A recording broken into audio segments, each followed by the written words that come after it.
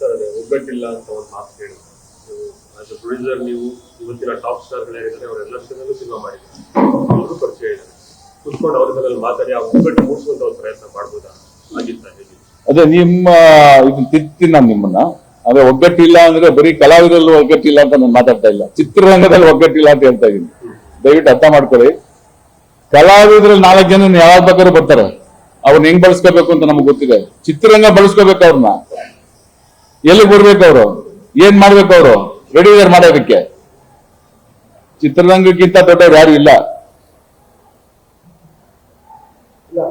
Sir ಅದಕ್ಕೆ ಕಲಾವಿದರ ಸಂಘನೆ ಮೂಲ ಅಲ್ಲ ಸರ್, ಅದರಿಂದ ಏನಾದ್ರು ಅಂತದ್ದು ಬೆಳವಣಿಗೆಗಳಾಗ್ಬೋದಲ್ಲ? ನಾನು ಹೇಳೋದು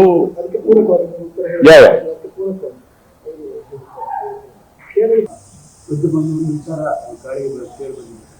ಇಷ್ಟು ದಿನ ಸಾಕಷ್ಟು ವರ್ಷಗಳಿಂದ ಚಿತ್ರರಂಗಕ್ಕೆ ಇವಾಗ ಸಮಸ್ಯೆ ಅಲ್ಲ, ಒಂದು 2-3 ತಿಂಗಳು, ಒಂದು 4-5 ವರ್ಷಗಳಿಂದ ಸಮಸ್ಯೆ ಇದೆ. ನೀವೇಕಾಗಿ ಕೋವಿಡ್ ಇರ್ಬೋದು, ಸಾಲು ನಟರ ಸಾವುಗಳು, ಈ ಸಮಸ್ಯೆ ಇದ್ದಂಥ ಸಂದರ್ಭದಲ್ಲಿ ಸಂಗೀತ ಕಲಾವಿದರ ಸಂಘ ಹೀಗೆ ಪೂಜೆ ಮಾಡ್ತಿದ್ದಾರೆ. ದರ್ಶನ್ ಅವರು ಜೈಲಿಗೆ ಹೋದ ನಂತರ ಅವರಿಗಾಗಿ ಏನಾದರೂ ಚಿತ್ರರಂಗದ ನೆಪದಲ್ಲಿ ಪೂಜೆ ಮಾಡ್ತಿದ್ದಾರಾ ಅನ್ನುವಂಥ ಮಾತು ಕೇಳಬಂದಿದ್ದು. ಇದು ಯಾರ ಏನಿದೆ ಇದು ಆರೋಪ ಅಂತ ನೀವ್ ಅನ್ಕೊಂಡ್ರೆ ನನ್ ತಪ್ಪಲ್ಲ, ನಮ್ದಲ್ಲ ತಪ್ಪದು. ಫ್ರಾಂಕ್ ಆಗಿ ಹೇಳ್ತೀನಿ, ಈ ದರ್ಶನ್ ಅವ್ರಿಗೋಸ್ಕರ ಪೂಜೆ ಮಾಡ್ಬೇಕು ಅಂದ್ರೆ ನಾನೇ ಇವಾಗ ನನ್ ದರ್ಶನ್ ಇಷ್ಟ ಇಲ್ಲ, ದರ್ಶನ್ ಅವ್ರ ಮೇಲೆ ನನಗಿರೋ ಅಭಿಪ್ರಾಯ ಇಲ್ಲ, ಅಭಿಮಾನಕ್ಕೂ ಏನೋ ಒಂದು ನಾನು 100 ದೇವಸ್ಥಾನದಲ್ಲಿ ಪೂಜೆ ಮಾಡಿಸ್ತೀನಿ, ಇಲ್ಲೇ ಬಂದು ಪೂಜೆ ಮಾಡ್ಬೇಕು ಅಂತ ನನಗೇನಿಲ್ಲ. ದರ್ಶನ್ ಅವ್ರ ವಿಷಯ ಅದಕ್ಕೋಸ್ಕರ ನಾವು ಪೂಜೆ ಮಾಡ್ತಾ ಇದ್ದೀನಿ, ಅದಕ್ಕೋಸ್ಕರ ಪೂಜೆ ಮಾಡ್ತೀನಿ ಅಂತ ಯಾರನ್ನ ಅನ್ಕೊಂಡಿದ್ರೆ ದಯವಿಟ್ಟು ಕ್ಷಮಿಸಿ, ಅದಕ್ಕಲ್ಲ.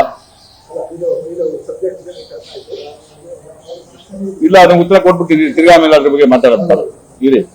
ಏನ್ ಸರ್, ಉದ್ದೇಶ ಇಷ್ಟೇ. ಈ ಸಂದರ್ಭದಲ್ಲಿ ಈ ಒಳ್ಳೆ ದಿನ ಬಂದಿದೆ, ಮಾಡ್ತಾ ಇದೀವಿ. ದರ್ಶನ್ ಅವ್ರು ಆಚೆ ಇದ್ದಿದ್ರು ಮಾಡ್ತಾ ಇದ್ವಿ, ದರ್ಶನ್ ಅವರು ಒಳಗಿದ್ದಾರೆ ಅನ್ನೋ ಉದ್ದೇಶಕ್ಕೋಸ್ಕರ ಮಾಡ್ತಾ ಇಲ್ಲ. ಹಂಗ್ ಮಾಡಂಗಿದ್ರೆ ಅವ್ರ ಮನೆಯಲ್ಲೇ ಮಾಡಿಸ್ತಾ ಇದ್ದೆ ನಾನು, ಇಲ್ಲ ನನ್ನ ಮನೇಲಿ ಮಾಡ್ಕೊತಿದ್ದೆ ನಾನು. ಉದ್ದೇಶ ಅದಲ್ಲ.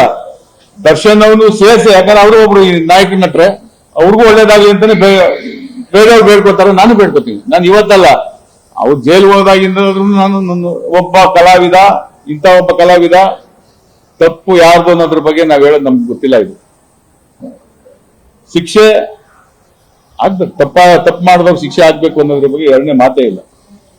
ಅದನ್ನ ತಪ್ಪು ಸರಿ ಅಂತ ಹೇಳೋಷ್ಟು ದೊಡ್ಡ ಮನುಷ್ಯ ನಾನು ಅಲ್ಲ, ಸಂದರ್ಭನೂ ಅಲ್ಲ. ಖಂಡಿತವಾಗ್ಲೂ ನಮ್ಮ ಕುಟುಂಬ ಅದು, ನಮ್ಮ ಚಿತ್ರರಂಗದ ಒಂದು ಕುಟುಂಬದಿಂದ ಒಬ್ಬರು ತೊಂದರೆ ಆಗಿದೆ ಅಂದ್ರೆ ನಾವು ಅದನ್ನ ಫೀಲ್ ಮಾಡ್ತೀವಿ. ಅಯ್ಯೋ ಈ ತರ ಮಾಡಬಾರ್ದಾಯ್ತೇನೋ ಅವರು, ಯಾಕೆ ಈ ತರ ಮಾಡಿದ್ರು ಅಂತ ನಾವು ಪರ್ಸನಲ್ ಆಗಿ ನಾನು ಬೇರೆ ಹೇಳ್ತೀನಿ. ಬಟ್ ನಾನೊಬ್ಬ ಕಲಾವಿದರ ಸಂಘದ ಕಾರ್ಯದರ್ಶಿಯಾಗಿ ನಂದೊಂದು ಮಿತಿ ಇದೆ ಮಾತಾಡೋದಕ್ಕೆ, ಆಯ್ತಾ?